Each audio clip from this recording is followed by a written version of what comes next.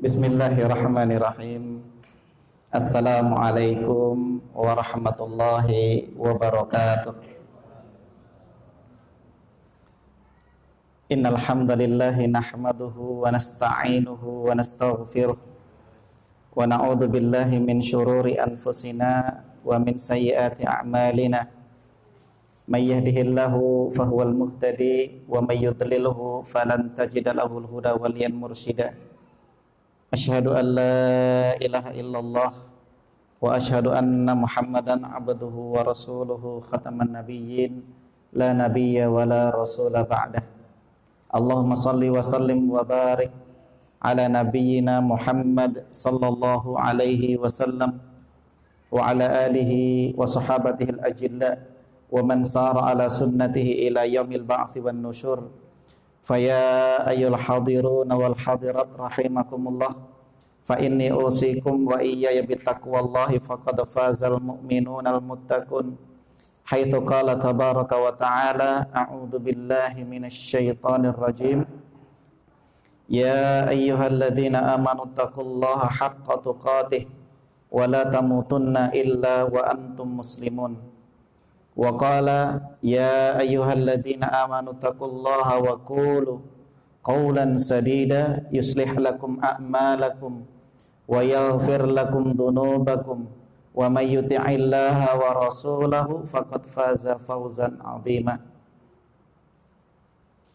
Segala puji bagi Allah Rabb sekalian alam, yang mana Bapak Ibu sekalian yang dirahmati Allah, pada kesempatan siang yang berbarokah ini Allah Subhanahu wa ta'ala memberikan kenikmatan kepada kita sehingga kita dapat berhadir bersama di dalam sebuah majelis ilmu yang insya Allah Subhanahu wa ta'ala barokahi, dan kita berharap kepada Allah setiap langkah yang kita langkahkan mengangkat derajat kita di sisi Allah Subhanahu wa ta'ala.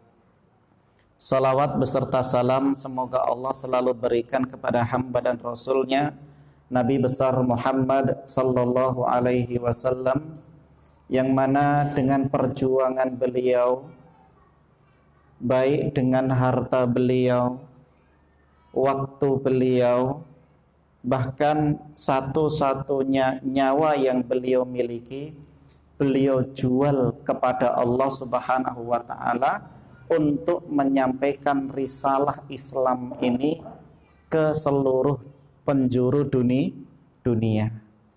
Maka kita berharap kepada Allah agar Allah Subhanahu wa ta'ala memberikan nikmat kepada kita bisa istiqomah di atas sunnah Nabi Muhammad sallallahu alaihi wasallam. Yang ketiga kalinya tidak mengurangi rasa syukur kita dan terima kasih kita kepada Pak Imam yang berkenan memberikan tempat dan waktu kepada kita hingga kita bisa bermajlis bersama di musholla yang sangat mulia ini. Bapak Ibu sekalian yang dirahmati Allah Subhanahu wa ta'ala, sebelum memulai kajian kita perlu kita ingatkan dua hadis Nabi sallallahu alaihi wasallam. Hadis yang pertama, Rasulullah bersabda, "Man ta'allamal ilma mimma yubtagha bihi wajhullah la yata'allamuhu illa liyusiba bihi 'aradan minad dunya lam yurih raihatal jannah."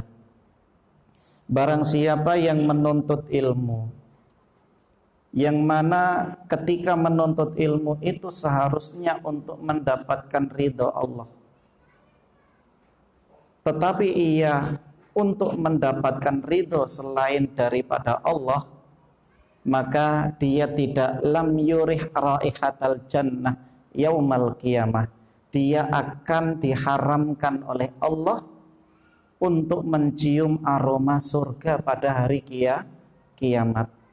Maka oleh sebab itu penting rasanya bagi saya untuk kembali mempertajam niat kita di dalam bertolabul ilmi, supaya apa Pak? Dampak daripada ilmu yang kita raih adalah manfaat dan barokah daripada ilmu itu. Berapa banyak hari ini orang yang mungkin banyak belajar tentang ilmu keislaman. Tetapi Allah Subhanahu wa taala mengharamkan keberkahan daripada ilmu tersebut. Masih ingat Pak kajian kita di antara berkah ilmu itu setidaknya ada 3 ya Pak ya? Masih ingat Pak?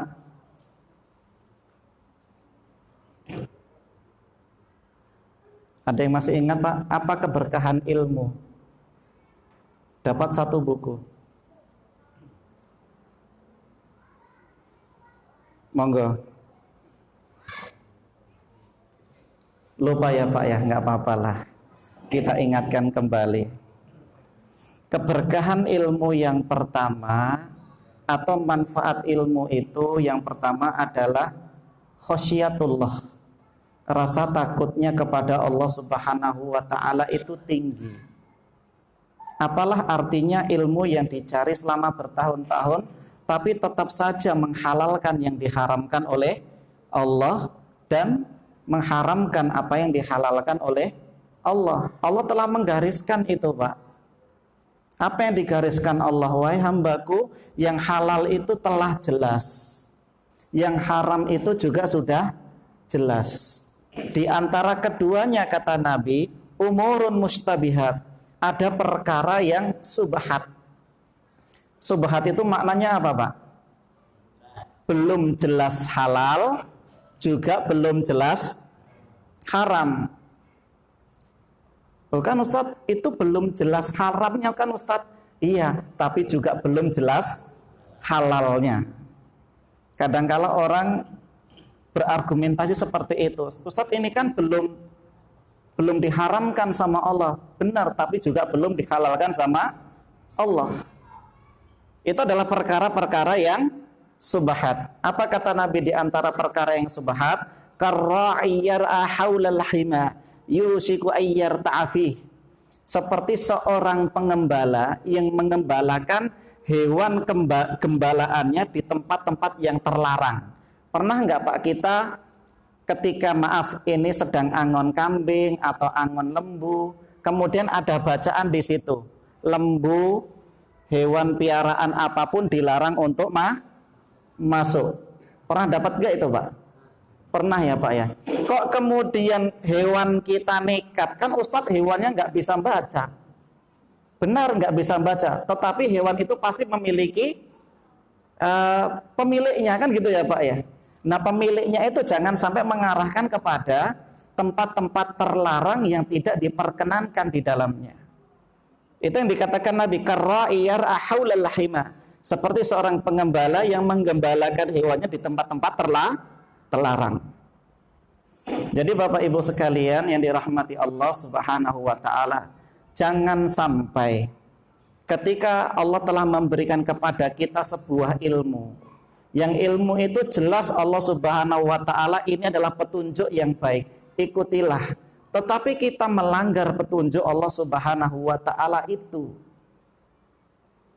Allah Subhanahu wa taala melarang, wahai hambaku, ya, jangan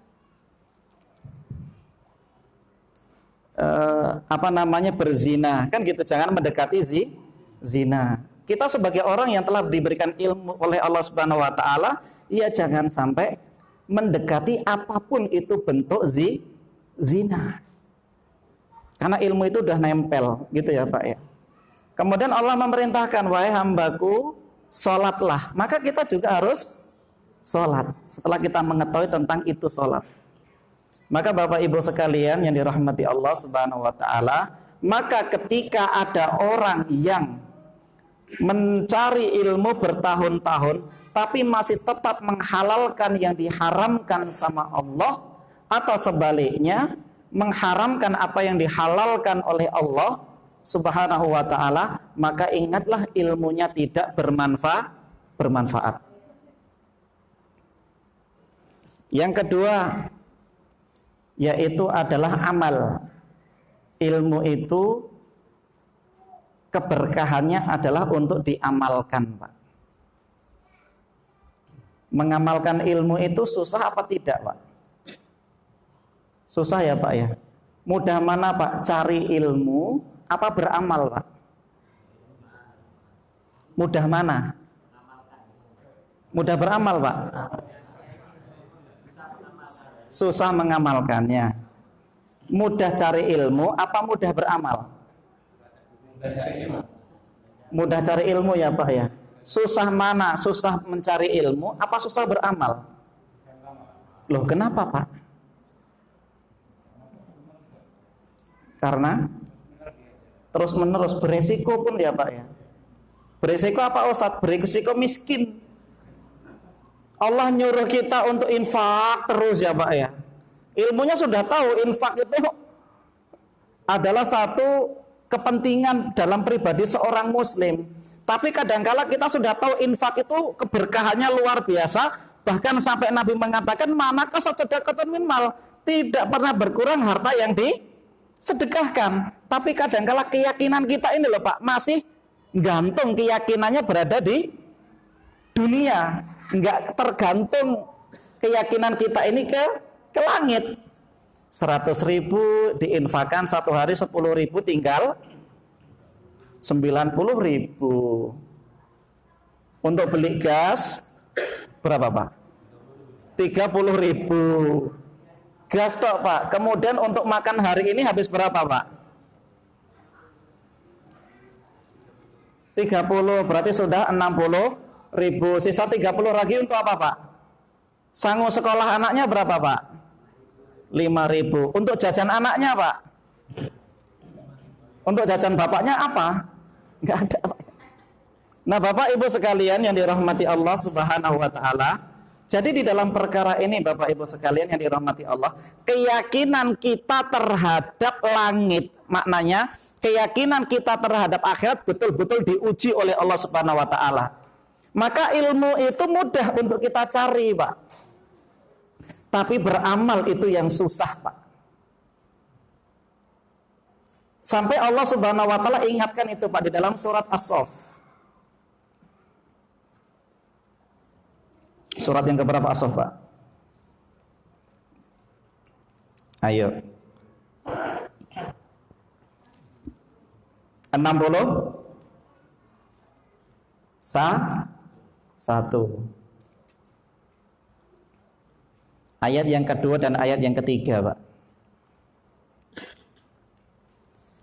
Ya ayyuhalladzina amanu lima taquluna ma la taf'alun. Kabura maqtan 'indallahi an taqulu ma la taf'alun.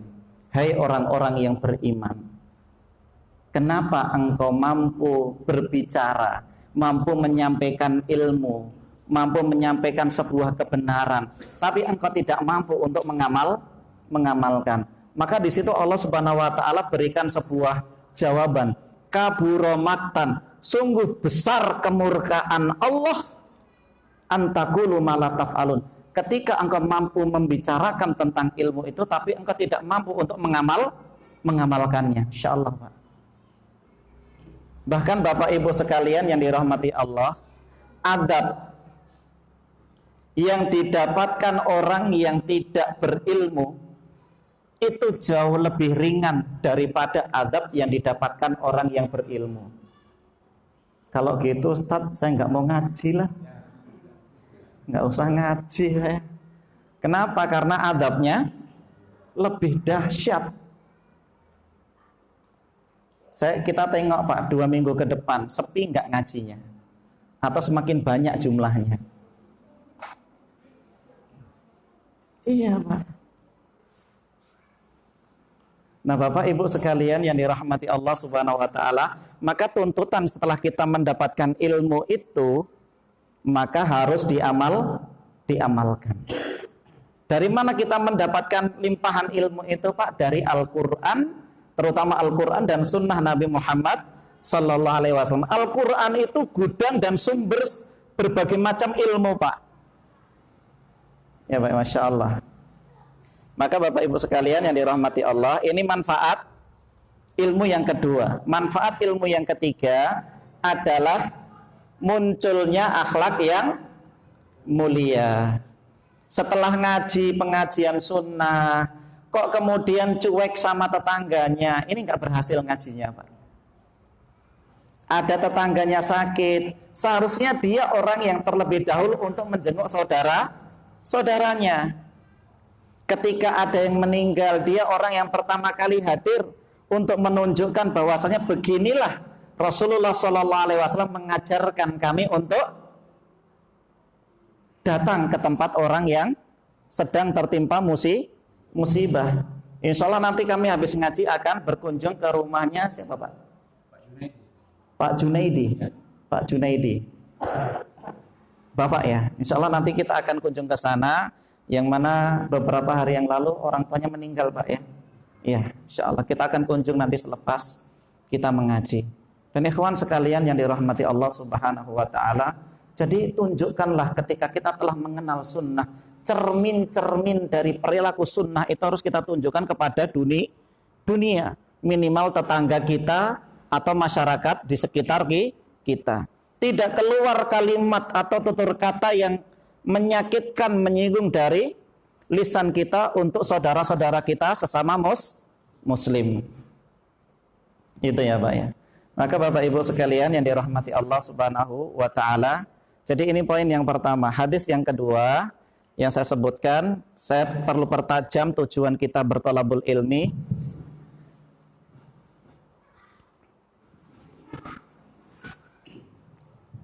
Yang kedua yaitu hadis Nabi sallallahu alaihi wasallam, man talabal ilma liyujariya bihil ulama aw liyumariya bihis sufaha aw yasrifa bihi wujuhan nas ilaih adkhalahu Allahun nar. Barang siapa yang menuntut ilmu untuk mendebat para ulama, kemudian yang kedua untuk mendebat orang-orang yang tidak punya ilmu. Au yasrifa bihi wujuhan nas ilaih. Atau yang kedua yang ketiga kata Nabi, atau agar dengan ilmu yang ia cari itu agar pandangan manusia itu berpindah kepada dirinya. Ingat kata Nabi, adkhallahu Allahun nar. Maka orang yang seperti ini akan Allah Subhanahu wa Ta'ala masukkan ke dalam neraka. Bapak Ibu sekalian yang dirahmati Allah Subhanahu wa Ta'ala, jadi pada poin pertama tadi, liyujariya bihil ulama, mendebat para ulama artinya setelah dia memiliki ilmu menurut kapasitas yang ia miliki, bahwasanya ilmunya itu cukup, maka ketika ada ulama yang bersilang pendapat dengan dia, yang mana ulama ini mungkin memiliki dalil yang berbeda dengan kita, kemudian kita mengadu hujah dengan dia. Paham ya Pak ya? Sehingga apa yang menjadi konsep dalil kita itu tidak pernah akan kita menerima dalil konsep yang dimiliki oleh ulama tersebut. Bapak Ibu sekalian yang dirahmati Allah Subhanahu wa Ta'ala, ya. Dan Islam itu mengajarkan kita dalam menuntut ilmu bukan untuk seperti ini. Artinya kalau dalam bahasa kita, bahasa talibul ilmi, orang yang menuntut ilmu yaitu tidak membanding-bandingkan ustadz satu dengan ustadz yang lain. Selama ustadz tersebut menyampaikan kebenaran apapun yang dari Al-Quran dan Sunnah Nabi Muhammad Sallallahu Alaihi Wasallam, maka terima. Gitu ya Pak ya. Kecuali perbedaan sedikit ya Pak ya. Perbedaan sedikit.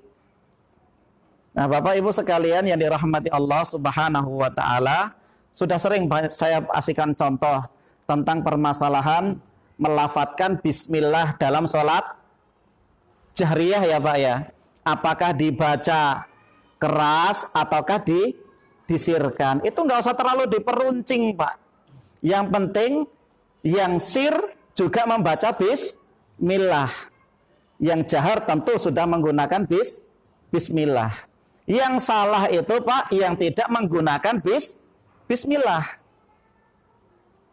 Jelas ya Pak, jangan diperuncing. Seolah-olah kita berada di belakang seorang yang sholat menggunakan bismillah, kemudian kita tidak menggunakan mensirkan bismillahnya gitu ya Pak ya. Akhirnya kita katakan, wah sholat saya tidak sah. Atau sebaliknya, kita sholat di belakang,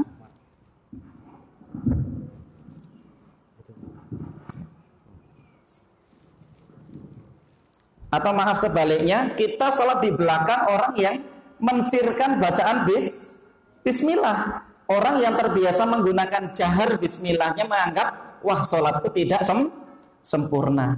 Ikhwan sekalian yang dirahmati Allah, sampai kapan kita akan bertikai gara-gara beda bismillah? Ya Pak ya. Maka Bapak Ibu sekalian yang dirahmati Allah Subhanahu wa taala, hari ini kita bukan waktunya untuk bertikai dalam permasalahan yang diperselisihkan, Pak, dalam sifat fikih gitu ya, Pak ya. Nah, Bapak Ibu sekalian yang dirahmati Allah Subhanahu wa taala. Jadi jangan sampai setelah kita mendapatkan ilmu, apalagi maaf, kapasitas kita ini bukan seorang alim, bukan orang yang berilmu, bukan ulama. Nggak pantas rasanya untuk mendebat seorang ulama gitu ya, Pak ya. Ya. Yang kedua, auliyumariya bihi as-sufa, atau ilmu yang ia dapatkan untuk mendebat orang-orang yang tidak berilmu. Ya, orang nggak pernah ngaji, bahkan Pak Imam ya, mungkin jarang nampak di masjid ya Pak ya. Wah, kita debat, sholat itu wajib. Kalau nggak sholat itu termasuk dosa besar. Orang itu sudah tahu ilmunya, Pak. Ya, orang itu sudah tahu ilmunya, bisa jadi tentang hal itu. Tetapi Allah Subhanahu wa taala belum memberikan hidayah, kekuatan dia untuk menghadiri sholat. Ya Pak ya. Makanya masalah Al-Imam Al-Ghazali, beliau pernah ditanyakan, sering saya sampaikan, wahai Imam, apa hukumnya orang yang tidak sholat berjamaah tidak sholat kan gitu ya Pak ya, tidak sholat. Kalau Pak Imam ditanya kayak gitu, gimana jawabannya Pak Imam?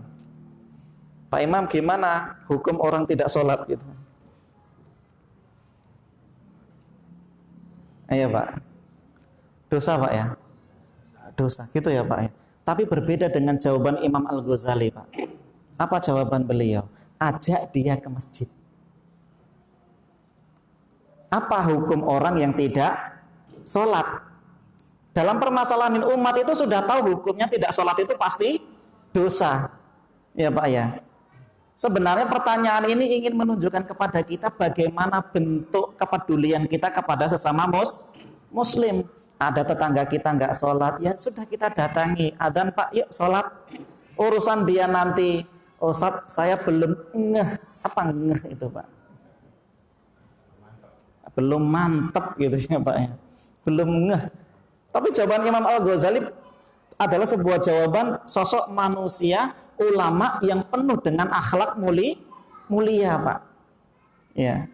Apa hukum orang yang tidak sholat? Ya kamu ajak dia pergi sholat. Makanya subhanallah, saya paling tersentuh ketika ada saudara kita dari jamaah tablik ya Pak ya, dari rumah ke rumah mengajak saudaranya untuk sholat. Walaupun kadangkala dia di situ bermukim hanya 3 hari atau ada yang sampai 4 bulan dan lain sebagainya.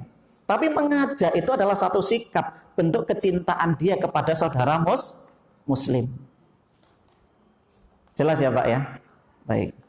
Nah Bapak Ibu sekalian, au yasrifa bihi wujuhan nas ilaih, atau agar pandangan wajah manusia itu berpindah kepada dia. Maknanya begini. Agar si fulan itu nggak ngaji lagi di sana, ngaji saja di tempat saya. Pertanyaan kita, ada apa dengan pengajian dia? Sehingga engkau memiliki tujuan menyampaikan ilmu itu agar berpindah kepadamu. Memang ikhwan dan akhwat sekalian yang dirahmati Allah Subhanahu wa taala, kita ini diperintahkan Allah untuk yuballighul ilma, untuk menyampaikan ilmu kepada manusia. Tetapi kita tidak memiliki satu tugas untuk memberikan hidayah kepada mereka. Apalagi memaksa mereka untuk masuk ke dalam kelompok kita. Tidak. Sentuhlah mereka dengan sentuhan Al-Quran dan Sunnah. Ketika Allah sadarkan dia, Allah berikan hidayah, walhamdulillah. Kalau belum, ya kita berusaha untuk mengenalkan kepada mereka tentang indahnya Islam.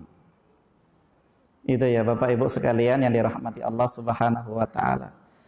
Baik Bapak Ibu sekalian yang dirahmati Allah Subhanahu wa taala, insyaallah pada kesempatan siang hari ini kita akan mengupas sebuah tema masuk dosa besar yang ke-17, Pak. Yaitu dosa besar yang berjudul adalah sombong dan jenis-jenisnya. Nah, Bapak Ibu sekalian yang dirahmati Allah Subhanahu wa taala, di dalam surat Ghafir atau surat Al-Mu'min, surat yang ke-40, ayat yang ke-60, Allah Subhanahu wa ta'ala berfirman, A'udzu billahi minasyaitonir rajim, wa qala rabbukum ud'uni astajib lakum innal ladzina yastakbiruna an ibadati sayadkhuluna jahannama dakhirin. Dan Rabbmu berfirman, ud'uni astajib lakum, berdoalah kalian kepadaku, pasti aku akan kabulkan doamu. Innal ladzina yastakbiruna an ibadati, sesungguhnya orang-orang yang menyombongkan diri dalam beribadah kepadaku, ya Pak ya, saya dakhuluna jahannama dakhirin, maka dia akan masuk ke dalam neraka secara hina dina, Pak. Nah, Bapak Ibu sekalian yang dirahmati Allah Subhanahu wa taala, sampai di dalam sebuah hadis qudsi Allah Subhanahu wa taala berfirman, al-udmatu izari, sungguh keagungan itu adalah pakaianku, wal kibriya'u ridai, dan kesombongan itu adalah jubahku. Faman naza'ani fiha alqaitu finnar, barang siapa yang berusaha untuk mengambil, ya Pak ya, pakaianku, jubahku itu, pasti aku akan masukkan dia ke dalam neraka. Nah, Bapak Ibu sekalian yang dirahmati Allah Subhanahu wa taala, pertama kali dosa yang terjadi di alam semesta atau terjadi di dunia ini, ya Pak ya, itu adalah perkara sombong, yaitu kesombongan iblis ketika disuruh sujud oleh Allah Subhanahu wa taala kepada Nabi Adam, ya Pak ya. Allah abadikan di dalam surat Al-Baqarah, surat yang kedua, ayat 34. Wa idh qulna lil malaikatis judu li Adam fasajadu illa iblis aba wastakbar wa kana minal kafirin. Ada Pak ya? Wa idh qulna, dan tatkala kami katakan kepada seluruh malaikat, usjudu li Adam, sujudlah kepada Adam, fasajadu, maka seluruh malaikat itu sujud, illa iblis, kecuali iblis, aba wastakbara wa kana minal kafirin, dia enggan lagi menyombongkan diri dan dia termasuk di antara golongan orang-orang kafir. Nah, Bapak Ibu sekalian yang dirahmati Allah Subhanahu wa taala, bagaimana jubahnya Allah, pakaiannya Allah hendak dipakai oleh seorang hamba. Tentu ketika pakaian itu dipakai oleh seorang hamba, maka Allah Subhanahu wa taala akan masukkan dia ke dalam neraka. Naudzubillah. Nah, Bapak Ibu sekalian yang dirahmati Allah Subhanahu wa taala, dalam hal yang lain, bahwa Rasulullah sallallahu alaihi wasallam bersabda, la yadkhulul jannata ahadun fi qalbihi mithqala dzarratin min kibrin, tidak akan masuk ke dalam surga seseorang yang di dalam hatinya ada secuil dari kesombongan. Bapak Ibu sekalian yang dirahmati Allah Subhanahu wa taala, contoh sudah sangat banyak Allah Subhanahu wa taala sebutkan di dalam Al-Quran. Nabi SAW juga menyebutkan contoh-contoh orang-orang yang menyombongkan diri. Termasuk Pak, di dalam kitab Al-Bidayah wan Nihayah, halaman 6, yang terjadi pada tahun 665 Hijriah. Bapak Ibu sekalian, saya mau bertanya, pernahkah mendengar seorang laki-laki melahirkan, Pak? Belum ya Pak ya? Pak Imam pernah Pak? laki-laki melahirkan, Pak. Belum pernah ya, Pak ya? Masya Allah. Nah, Bapak Ibu sekalian yang dirahmati Allah Subhanahu wa taala, jadi saya bacakan bahasa Arabnya sekaligus saya terjemahkan nanti insya Allah. Bahwa perkara ini terjadi pada tahun 665 Hijriah yang diceritakan oleh Ibnu Halkan fi manaqala min khatti Syekh Qutubuddin Al-Yunini. Jadi Ibnu Halkan ini dia mengutip dari tulisan Syekh Qutubuddin Al-Yunini. Qala balagana anna rajulan bidairi Abi Salamah min nahiyati Busra kana fi mujunun wasitaharun. Jadi Pak, ada seorang laki-laki di sekitar rumahnya Abi Salamah di wilayah Busra ya Pak ya. Itu ada seorang pelawak, tapi pelawaknya ini suka menghina, sombong, kemudian wastihtar. Istihtar itu artinya dia nekat modelnya Pak. Yang penting mendatangkan kebahagiaan dengan melucu, walaupun lucunya itu salah ya Pak ya, tetap akan dia lakukan. Fadhukira indahu siwak wa ma fihi minal fadilah. Maka disebutkan tentang keutamaan siwak, Pak. Tahu siwak ya, Pak ya? Kayu yang dipotong ujungnya kemudian digunakan siwak itu ya, Pak ya. Bukan sikat gigi apalagi odolnya Pepsodent, bukan itu. Siwak, Pak, kayu siwak itu miswak. Nah, akhirnya laki-laki ini malah mengejek, Pak, sambil menyombongkan diri. Wallahi inilah astaku illa fil makhraj. Demi Allah, sesungguhnya aku tidak akan melakukan siwak kecuali melalui duburku. Jadi kalau orang siwak itu kan dengan menggunakan giginya ya Pak ya. Dengan giginya, di giginya yang disiwaki. Tapi ini yang disiwaki adalah duburnya Pak. Kan pelecehan itu Pak. Akhirnya kayu siwak itu dimasukkan ke dalam duburnya Pak. Setelah itu, qadarullah wa masya'a fa'al, fa'akhadha siwakan, fawada'u fi makhraji, thumma akhraja, kemudian diletakkan siwak tadi di duburnya, kemudian diambil lagi Pak. Famakasa ba'dahu tis'ata ashur, maka hari demi hari Pak, perutnya lama-lama semakin membuncit Pak, membesar selama 9 bulan. Masya Allah Pak. Persis seperti seorang wanita yang sedang hamil Pak. Fawadha'a waladan ala sifatil Jordan. Kemudian akhirnya dia melahirkan seorang waladan, itu adalah anak laki-laki ya Pak ya. Tapi bentuknya seperti bentuk tikus. Insyaallah Pak. Ya, seperti bentuk tikus, wa ra'suhu ka ra'sis samak. Kepalanya itu seperti kepala ikan Pak. Wa dubur ka duburil arnab. Ekornya seperti ekor kelinci. Insyaallah Pak. Badan tikus, kepala ikan, ekor kelinci. Walau arba'atu qawaim, dia memiliki 4 kaki. Ketika dilahirkan anak tersebut atau hewan tersebut Pak, maka hewan itu menjerit selama sebanyak 3 kali Pak, 3 kali jeritan. Kemudian faqama ibnu dzalikar rajul, maka berdirilah anak perempuan laki-laki itu. Faradhat, kemudian dipukul sampai mati Pak itu Pak. Anak yang dilahirkan tadi. Maka kemudian bapaknya tadi mengatakan, hadal hayawan qatalani wa qata'a am'ai.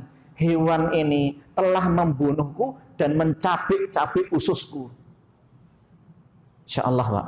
Mencabik-cabik ususku. Setelah itu laki-laki ini diberikan kehidupan oleh Allah 2 hari setelah melahirkan. Hari ketiga meninggal dunia Pak.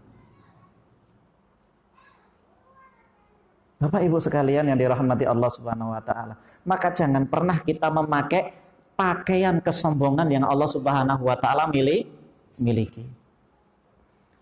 Lalu apakah yang disebut dengan sombong itu Ustaz? Disebutkan oleh Nabi sallallahu alaihi wasallam. Beliau mendefinisikan yang disebut dengan sombong itu adalah batarul haqqi wa ghamtun nasi, yaitu engkau meremehkan meremehkan manusia dan menolak kebenaran. Ketika ada kebenaran dari Al-Quran dan sunnah Nabi Muhammad SAW disampaikan, engkau menolaknya. tidak mau menerima. Itu ya Pak ya. Dan meremehkan manusia. Pak, saya mau bertanya Pak, kira-kira Pak, kalau kita punya anak misalkan, ya Pak ya, sudah adzan berkumandang ini Pak, anak kita mengingatkan, ya, nggak sholat ya. Sholat itu wajib loh ya. Kalau bisa ya sholat itu di shaf pertama ya. Jangan shaf yang terakhir ya. Kira-kira Pak, ketika kita mendapatkan nasihat dari anak kita seperti itu, perasaan kita gimana Pak? Gimana Pak Medi? Kok senyum-senyum sendiri Pak Medi? Seneng ya Pak ya? Seneng apa dongkol? Oh seneng ya Pak ya. Dongkol nggak Pak? Ya ini sudah mau komat loh ya.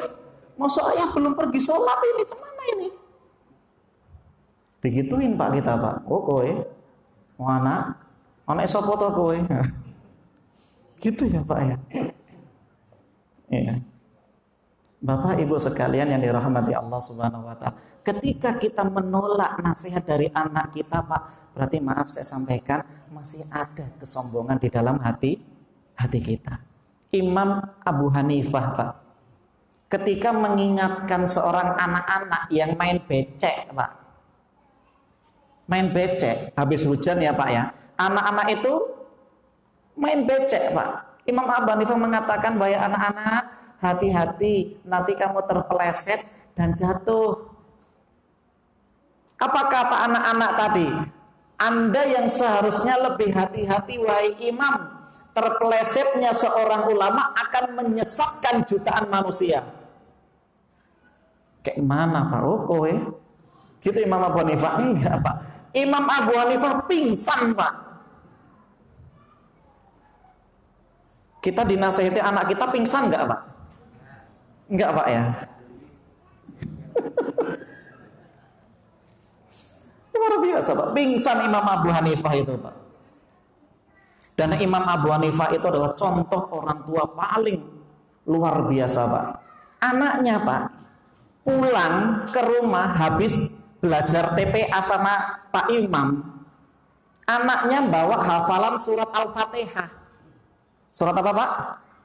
Pertanyaan saya sekarang, anak-anak kita sudah hafal Al-Fatihah apa belum Pak? Sudah ya Pak ya. Mereka hafal itu dari siapa Pak? Dari guru TPA atau orang tuanya? Guru TPA ya Pak ya? Iya. Imam Abu Hanifah Pak, anaknya pulang bawa hafalan Al-Fatihah tadi. Akhirnya Imam Abu Hanifah cari di belakang rumah mana kambing yang paling gemuk Pak. Akhirnya dibawa, dikasihkan gurunya. Insya Allah Pak. Maka gurunya menolak. Saya tidak mengharapkan ini. Wahai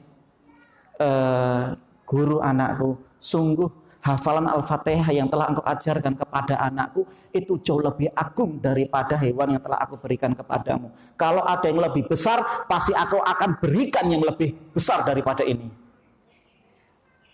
Coba sekarang tanya guru TPA kita Pak. Sudah 10 bulan uang TPA nggak dibayar. Kasihan Pak. Oh guru TPA itu harus ikhlas. Ya memang betul Pak, harus ikhlas. Tapi mereka punya anak dan istri Pak. Yang usia mereka itu dihabiskan untuk ngajari anak-anak kita. Tapi kita juga tidak mau peduli tentang itu Pak. Masya Allah. Kadang-kadang saya ingatkan kepada sebagian orang tua. Ingat Pak, setiap harta yang dikeluarkan kepada seorang anak yang sedang menuntut ilmu, itu keberkahan akan kembali kepada rumah tangga itu Pak. Ya Pak, ini sudah nitipkan anaknya 10 tahun gitu ya Pak ya. Nunggak 9 tahun setengah. Saya enggak nyentil ya Pak, enggak. Insya Allah di sini enggak ada gitu ya Pak. Enggak ada kan Pak Imam? Enggak ada. Alhamdulillah luar biasa. Bapak Ibu sekalian yang dirahmati Allah Subhanahu wa taala. Jadi begitu ya Pak ya. Jadi ketika ada kebenaran siapapun ya, itu kita terima ya, dan jangan sampai kita meremehkan manusia. Nah, Bapak Ibu sekalian yang dirahmati Allah Subhanahu wa taala, maka Allah Subhanahu wa taala tadi menyebutkan sesungguhnya keagungan itu adalah pakaianku, kemudian sombong itu adalah jubahku. Barang siapa yang melepaskan pakaian itu dariku, maka aku akan masukkan dia ke dalam neraka. Maka jangan sampai di dalam hati kita, Pak, sedikit atau secuil apapun dari bentuk-bentuk kesombongan itu sendiri. Ya Pak, Masya Allah. Maka Bapak Ibu sekalian yang dirahmati Allah Subhanahu wa taala, dan sombong itu, Pak, ada 3 macam. Sombong itu ada 3 macam. Yang pertama, sombong kepada Allah Subhanahu wa taala. Apa maksud sombong kepada Allah Subhanahu wa taala, Pak? Dia tidak mau menjalankan syariat Allah Subhanahu wa taala. Perintah-perintah Allah Subhanahu wa taala tidak dijalankan, larangan-larangan Allah Subhanahu wa taala selalu dilanggar. Bahkan dia menjadi seorang penentang nomor wahid, orang yang menentang hukum Allah Subhanahu wa taala atau aturan Allah Subhanahu wa taala. Na'udzubillah tsumma na'udzubillah min dzalik. Maka Bapak Ibu sekalian yang dirahmati Allah Subhanahu wa taala, orang-orang yang seperti ini adalah orang-orang yang memiliki cikal bakal kesombongan di dalam hatinya. Inilah yang terjadi pada Fir'aun, Pak. Ya Pak, ya, terjadi pada Fir'aun. Allah sebutkan tentang kisah Fir'aun ini dalam surat An-Nazi'at, Pak. Surat ke-79 ayat ke-24. Sebelumnya Allah kisahkan ya Pak ya. Idhab ila fir'auna innahu tagha fakul hal laka ila an tazakka wa ahdiyaka ila rabbika fatakhsha fa'arahul ayatal kubra fakadzdzaba wa asa thumma adbara yas'a fahasara fanada. Ujungnya Pak, faqala ana rabbukumul a'la. Ujung-ujungnya Fir'aun mengatakan, ketahuilah sungguh aku ini adalah Tuhanmu yang maha tinggi. Insyaallah, Pak.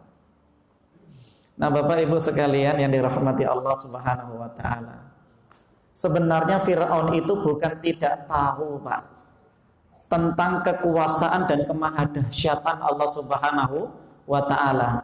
Bahkan Nabi Musa itu, Pak, diberikan 9 mukjizat agar diperlihatkan kepada Fir'aun, yang sungainya berubah menjadi darah, kemudian banyak buaya muncul belalang-belalang ya Pak ya, banyak kemudian bermunculan kodok-kodok. Ini termasuk di antara mukjizat yang Allah Subhanahu wa taala berikan kepada Nabi Musa.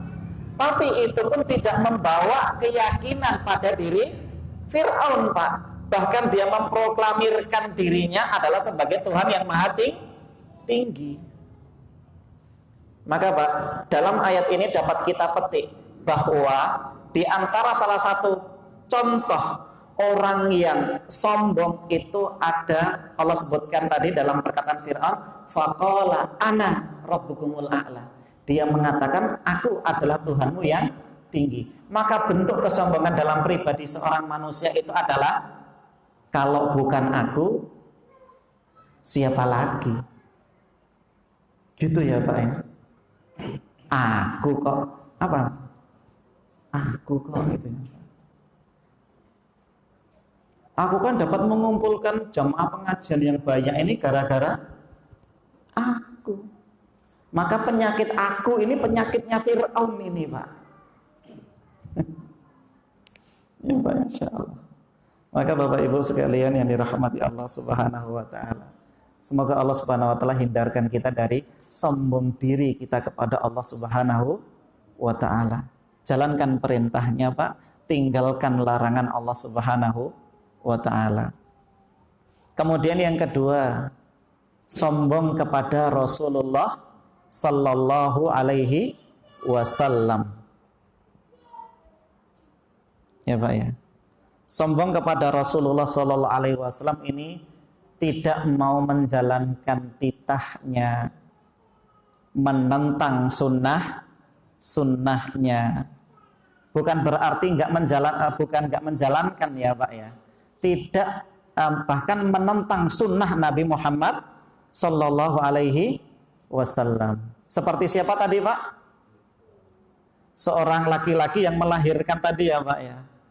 Maka baca buku Ustadz Didik yang paling awal dulu Pak. Kisah-kisah para penentang sunnah Pak. Yang mati dalam keadaan tragis. Coba dibaca itu Pak, orang-orang yang menentang sunnah-sunnah Nabi Muhammad SAW.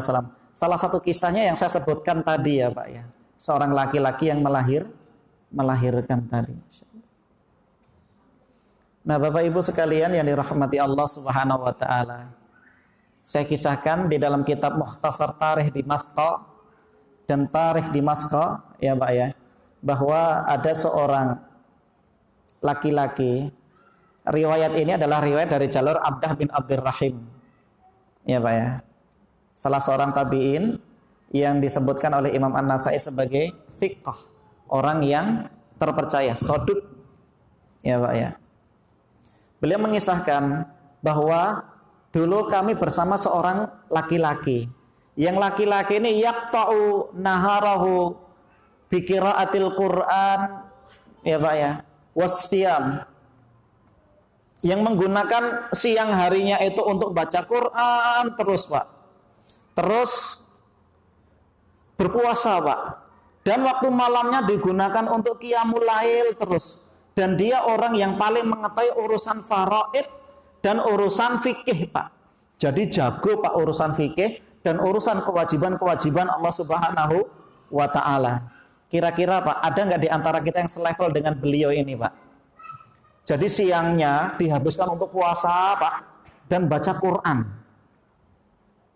Dan malamnya dihabiskan untuk sholat malam terus Pak. Ahli fikih Pak, bahkan ahli faraid Pak. Ada nggak Pak di sini Pak yang seperti itu Pak? Nggak ada ya, belum ada insya Allah. Bukan nggak ada, belum ada. Kita nggak tahu 10 tahun ke depan ya Pak ya. Mungkin Pak Sartono, ya insya Allah. Nah Bapak Ibu sekalian yang dirahmati Allah, ternyata laki-laki ini Pak, ketika ditugaskan, ketika melewati bentengnya Romawi, ya Pak ya. Nah pemuda ini yang ahli siyam, ahli Quran, ahli qiyam tadi Pak ya, ahli fikih tadi, melihat ke atas, ternyata ada seorang wanita Romawi yang sangat cantik jelita Pak. Ya Pak ya, cantik jelita. Maka kemudian pemuda ini pun mengatakan, kaifa sabilu ilaika, bagaimana jalan supaya aku bisa mendapatkanmu. Maka wanita tadi pun mengatakan, hayyin tantasir fanaftahul lakal bab wa analak. Ayo kemari, kamu akan mendapatkanku, aku akan bukakan pintu dan aku akan menjadi milikmu. Akhirnya pemuda tadi Pak masuk Pak ya. Akhirnya terpesona dengan kecantikan wanita tadi, murtad mengikuti pasukan Romawi, dan para sahabatnya ini jengkel Pak, mangkel. Bagaimana mungkin ahli Quran, ahli puasa, ahli qiyamul lail, ahli fikih kok terseret gara-gara seorang wanita Pak. Maka para sahabatnya bertanya, ainal Quran, mana Quran yang dulu kamu hafal? Wa aina siyam, mana puasa yang dulu kamu lakukan? Wa aina qiyam, dan mana qiyamul lail yang dulu pernah kamu lakukan? Masya Allah Pak. Maka pemuda tadi mengatakan, demi Allah, tidak semuanya itu sudah hilang. Dan di dalam Al-Quran yang 30 juz yang pernah saya hafal, tinggal 2 ayat saja yang saat ini masih saya hafal. Dari 30 juz tinggal 2 ayat. Bayangkan coba Pak. Dalam surat apa itu Pak? Surat Al-Hijr. Surat yang ke-15, ayat yang ke-2 dan ayat yang ke-3. Rubbama yawaddul ladina kafaru law kanu muslimin. Duhai sekiranya orang-orang kafir adalah orang-orang Islam. Darhum ya'kulu wa yatamatta'u wa yulhihimul amal fasawfa ya'lamun. Biarkan mereka makan saenake dhewe, bersenang-senang sana terserah, dan selalu wa yulhihimul amal. Ya, disibukkan dengan angan-angan ya Pak ya. Maka Allah katakan fasawfa ya'lamun. Niscaya mereka akan mengetahui akibat yang mereka lakukan. Tinggal 2 ayat ini Pak, dari 30 juz yang dia hafal. Pertanyaan kita Pak, adakah kita selevel seperti beliau ini Pak? Enggak ada ya Pak. Menunjukkan apa? Fitnah itu akan lebih mudah untuk menghantam kita. Kita tidak hafal 30 juz Pak. Kita juga kadang-kala baca Qur'annya sehari berapa kali Pak? Sehari sekali ya Pak ya. Puasa setiap hari Pak? Salat malam? Sekali-kali ya Pak ya, sekali-kali. Kita ngajinya sebulan berapa kali? Hah? Sebulan 2 kali ya Pak ya. 1 kali pertemuan 1 jam. 2 kali pertemuan 2 jam. 1 bulan ada 2 jam. 1 tahun ada 12 bulan. Jadi cuma 24 jam kita ngaji Pak. 365 hari. Kita ngajinya cuma 1 hari Pak. 364-nya kita habiskan untuk yang lainnya. Bayangkan coba Pak. Makanya hari ini saya sampaikan, 2 minggu yang akan datang lupa. Apalagi nggak dicatat. Ya kalau masuk telinga kanan, keluar telinga kiri mendingan Pak. Ini mau masuk lewat atas dia Pak.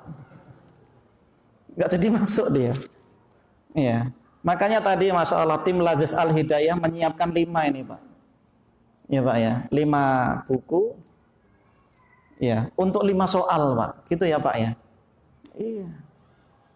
Yang nulis beruntung lah Pak. Bisa jawab. Berarti yang nggak nulis harus lebih bisa jawab nanti Pak. Iya. Karena di sini subhanallah Pak. Imam Syafi'i itu Pak luar biasa kecerdasannya. Ya jadi beliau itu kalau belajar itu sininya harus ditutup Pak. Ya mau hafal Quran, sininya harus ditutup. Kenapa? Karena ditakutkan di sini nanti ikut apal Pak. Hingga buyar hafalannya. Ya insya Allah bapak-bapak yang ngambak buku pun juga seperti itu.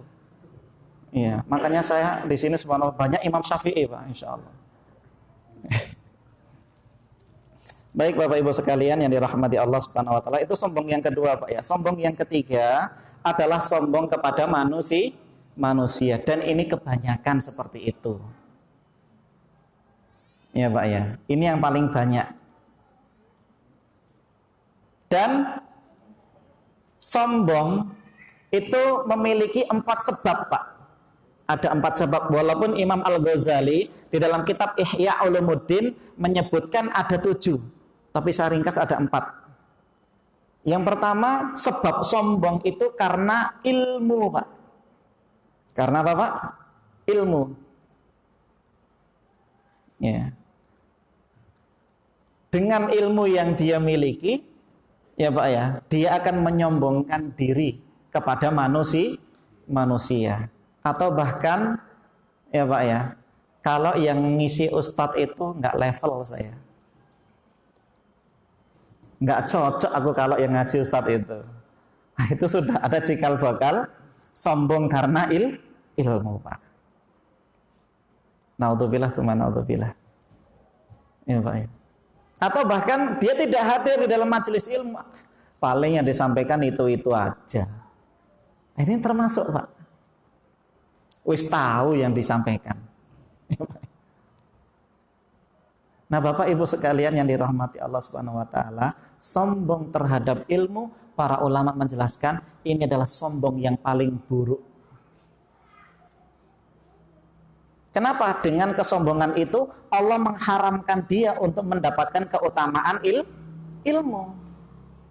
Hingga akhirnya dia tidak hadir atau ilmunya tadi digunakan untuk mendebat para ulama, mendebat orang yang bodoh, dan yang selanjutnya adalah agar manusia itu lebih mengutamakan perkataan dia dari perkataan yang lain. Jangan Pak. Jadi ini sebab yang pertama, sombong karena ilmu. Yang kedua, yaitu sombong merasa berkuasa. Sombong merasa berkuasa artinya dia memiliki kekuasaan. Ya Pak ya. Sehingga dia semena-mena. Akhirnya menciptakan sebuah aturan, yang aturan itu seperti pisau. Tajam ke bawah, tumpul ke atas. Kalau undang-undang itu berlaku hanya untuk rakyat. Kalau rakyat melanggar, kasih hukuman. Ya Pak ya. Makanya Masya Allah Pak, kalau pencuri di Arab Saudi itu dipotong tangannya. Kalau di Cina dipotong lehernya. Kalau di Indonesia Pak, ini yang lebih dahsyat Pak, dipotong masa tahanannya. Seharusnya 15 tahun jadi 7 tahun. Ya, dipotong masa tahanannya. Hebat ya Pak. Jadi Allah Subhanahu wa taala berfirman ya Pak ya, tentang hal itu dalam surat An-Nahl, surat yang ke-16 ayat yang ke-29. Fabi'sa maswal mutakabbirin. Jadi di dalam Al-Quran kalau disebutkan kata mutakabbir itu artinya orang yang merasa berkuasa. Ya Pak ya. Orang yang merasa berkuasa itu dalam Al-Quran disebut dengan mutakabbir. Jadi kesombongannya itu atas dasar kekuasaan. Sebab yang ketiga yaitu adalah mukhtal. Apa mukhtal itu? Merasa paling hebat. Ya, salah. Merasa paling hebat. Ya Pak ya. Nah, orang yang merasa paling hebat ini parah Pak. Ya. Karena dia akan menganggap orang lain itu yang nggak hebat. Dia orang yang paling mampu untuk memberikan solusi. Selain solusi dari dia harus ditolak, kan gitu ya Pak ya. Merasa paling hebat orang itu. Maka Allah sebutkan dengan orang yang seperti ini dalam Al-Quran disebut dengan mukhtalan. Innallaha la yuhibbu kulla mukhtalin fakhur. Sesungguhnya Allah Subhanahu wa taala tidak menyukai orang yang merasa hebat dan orang yang merasa kaya. Jadi sebab kesombongannya itu karena dia adalah orang paling hebat ya Pak ya. Kemudian sebab yang keempat, sebab sombong yang keempat itu adalah fakhuran. Fakhuran itu merasa paling kaya. Sehingga dengan kekayaan yang dia miliki ya Pak ya, digunakan untuk memamerkan kekayaannya kepada orang lain. Ya Pak, Insya Allah. Seperti siapa Pak? Qarun. Tahu Qarun ya Pak ya? Kunci perbendaharaan Qarun itu Pak dipanggul oleh beberapa orang yang kuat. Kuncinya Pak, kalau kuncinya saja dipanggul oleh beberapa orang, lalu seberapa besar gemboknya? Apakah kunci lebih besar daripada gembok Pak? Enggak. Kalau gemboknya aja besarnya seperti itu, lalu seberapa besar pintunya? Itu ya Pak ya. Pernah enggak Pak kita punya perbendaharaan harta seperti Qarun Pak? Kuncinya dibawa oleh orang Pak yang kuat-kuat Pak. Ada Pak? Enggak ada Pak ya. Itu saja Masya Allah. Allah benamkan Qarun ya Pak ya. Disebabkan kesombongan yang ia miliki. Kenapa dia mengatakan qala innama utituhu ala ilmin indi? Qarun berkata, sesungguhnya aku diberikan harta ini, kata dia, Pak, disebabkan kecerdasan ilmu yang aku miliki. Maka kalau hari ini ada orang yang mengatakan, ya Pak ya, sungguh aku diberikan kekayaan ini disebabkan kecerdasan otak yang aku miliki, maka perkataannya tidak jauh berbeda dengan Qarun. Nah, Bapak Ibu sekalian yang dirahmati Allah Subhanahu wa taala. Maka sebagai hamba Allah Subhanahu wa taala, maka jangan sampai kita menjadi orang yang menyombongkan diri, karena kesombongan itu adalah pakaian dan jubahnya Allah Subhanahu wa taala. Rasulullah sallallahu alaihi wasallam bersabda, "Ala ukhbirukum bi ahlin nar?" Maukah aku tunjukkan kepada kalian penduduk neraka? Maka Nabi sallallahu alaihi wasallam menjawab, "Kullu utullin jawadin mustakbir." Yaitu setiap orang-orang yang kasar, kejam, kemudian banyak mengumpulkan harta, lagi sangat kikir, dan orang yang suka menyombongkan diri. Jadi termasuk di antara penghuni neraka ada 3 kata Nabi, ya Pak ya. Yang pertama utulin itu adalah orang yang apa tadi, Pak? Yaitu orang yang keras, kejam dia, Pak. Yang kedua jawadin. Apa jawad tadi, Pak? Orang yang suka mengumpulkan harta, setelah itu dia kikir untuk membagikan hartanya. Yang ketiga adalah mustakbir, yaitu orang yang menyombongkan diri, congkak. Maka Bapak Ibu sekalian yang dirahmati Allah Subhanahu wa taala, maka di akhir kajian ini saya sampaikan perkataan beliau Al-Alamah Imam Ibnu Qayyim Al-Jauziyah rahimahullah taala, usulul khataya salasatun. Pokok dari segala kesalahan itu bersumber dari 3, Pak.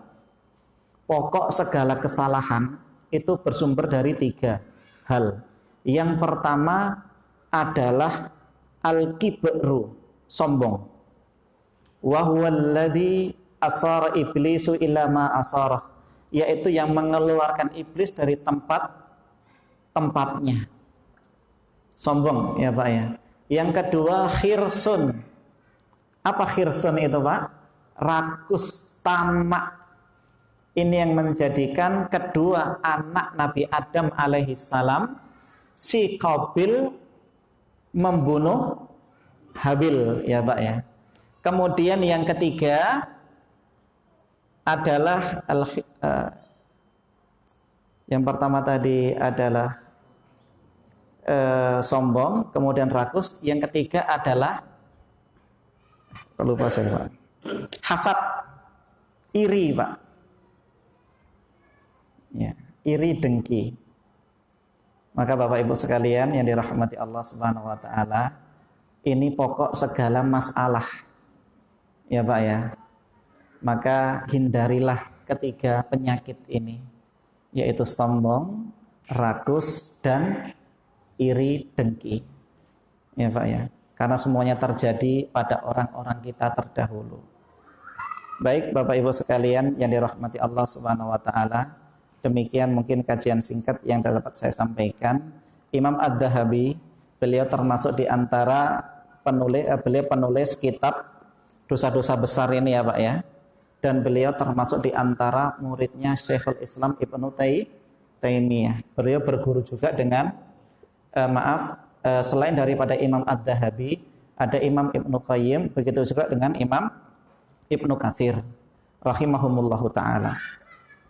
Baik Bapak Ibu sekalian yang dirahmati Allah Subhanahu wa taala, demikian materi dosa besar yang ke-17 yang saya sampaikan. Kurang lebih kami mohon maaf. Akhir da'wana alhamdulillahirabbil alamin. Assalamualaikum warahmatullahi wabarakatuh.